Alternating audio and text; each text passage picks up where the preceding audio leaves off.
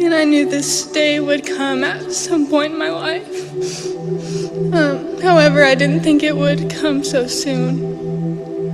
And there's so much I want to say about my dad, but I would have to stand up here forever to do that. I've tried to find all the perfect words and to formulate all the right thoughts for this. But as I got up to preach last Wednesday for the first time ever, my dad sent me this text. He said, "Sometimes it feels overwhelming, but I'm here to tell you everything will be okay. You got this. Remember that no matter what, me and your mom got your back. Always and forever. Have fun tonight, speak from your heart, and don't look back. You will do great. I know you will, no doubt. I love you." I don't think he knew that this text would actually mean more than just another Wednesday night for me. It would actually be the text that would send me into speaking at his funeral a few days later. I know many of you knew my father as an officer. You may have seen him in his uniform with a badge and a squad car, but I saw my dad in a different fashion, always in his plaid pajama pants, book in hand, in his silver Ford F-150. Home has felt lonely without him here. I keep waiting for him to pull up in the driveway, to come inside and tell us about some crazy car chase he got into, or maybe even how terrible the 7-Eleven taquitos were for lunch.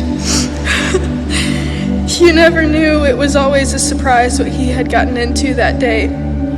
However, there was no heavier surprise than to receive a call that your dad had been shot and killed. It will be a day I never forget.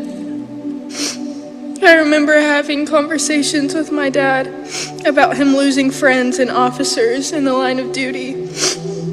I have heard all the stories you can think of, but I've always had such a hard time with how the suspect is dealt with. Not that I didn't think there should be justice served, but my heart always ached for those who don't know Jesus.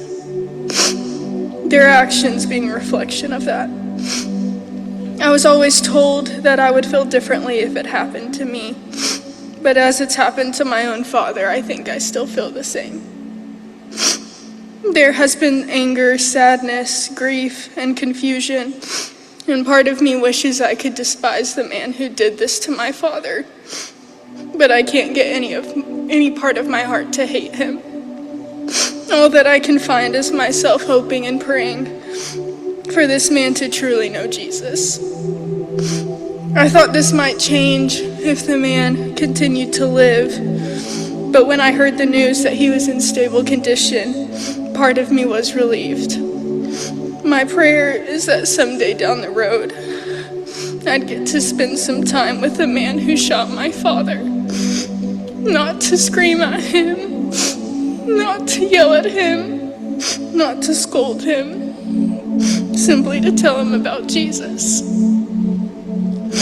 I've spent the past few days thinking about what it was like for my daddy to lay lifeless in the flesh, but full of life with our Father in heaven.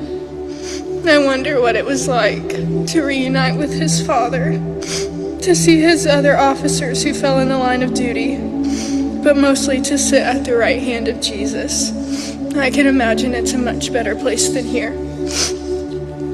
There are plenty of stories of his time spent as an officer, but there was another side of him that I had the privilege of knowing as my dad. He was goofy, incredibly too sarcastic. There was always a joke up his sleeve. There was never a volleyball, baseball, or football game he was going to miss. Never a band competition he'd miss either. Not for me or my siblings. He was our biggest fan, on and off the court and field.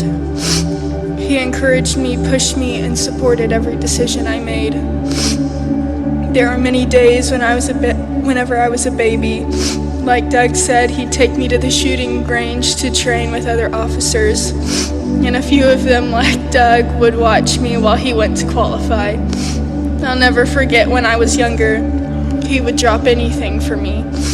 quite literally, on one of those days, he'd physically drop me as he got me out of the car. I'll never let him live that down, and he sobbed like a baby when he did. All jokes aside, he really has dropped anything and everything for us. If I wanted to dress up as Dorothy from Wizard of Oz for my 4th birthday, I wasn't doing it alone. He'd put all the face makeup on, make the costume, just to dress up as the Scarecrow alongside me. That's always been his heart, and we would always be the highest priority. I'm resting in the obedience of my dad to the Lord. In Isaiah 6:8 it says, "Then I heard the voice of the Lord saying, 'Whom shall I send, and who will go for us?' And I said, 'Here I am. Send me.'" And I don't ever think my father knew that his yes to the Lord would ever end up being like this. But as I look out to you all today, this is just a picture of the faithfulness of Jesus. I know my dad is looking down today with the biggest smile on his face in the arms of Jesus. I know as he entered the gates of heaven, he was greeted with, "Well done, good and faithful servant." What a moment that was. The days, weeks, months, and years ahead will surely be hard, but at the same time so sweet, knowing I'm 1 second, 1 minute, 1 hour closer to being with him again. There was still a lot of life I was looking forward to spending with him. 18 years with you, Daddy, was just not enough time. You were faithful, steadfast, kind, loving, selfless, and hardworking. On December 3rd, you were silenced, but you will forever live on in my heart today and all the days to come. I'd do anything in the world to see you again, to laugh with you again, to watch your terrible dance moves, to listen to another joke, to practice volleyball with you, to watch birds with you again, to catch one more fish, to wrestle one more time, to hug you again, to hear your voice at last. In my deepest wound, I saw the glory of Jesus, and it has astounded me. You're my hero, Daddy, and I'm so proud to call you my father. I love you most, and I'll see you someday soon.